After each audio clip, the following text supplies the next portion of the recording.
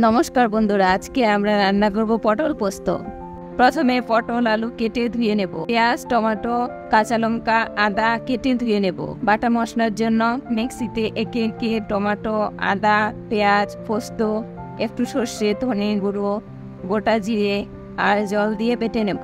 এরপর কড়াইয়ে সরিষার তেল দিয়ে পটল আলু ভেজে নেব।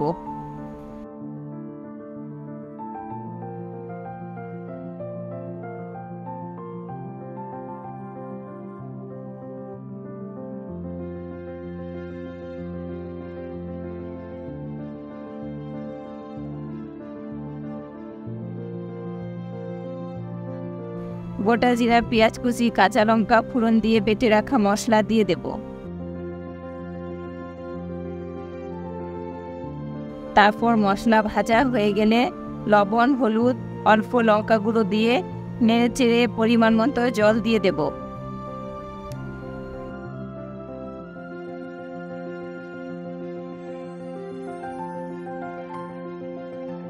জল ফুটে গেলে ভেজে রাখা পটল আলু দিয়ে দেব।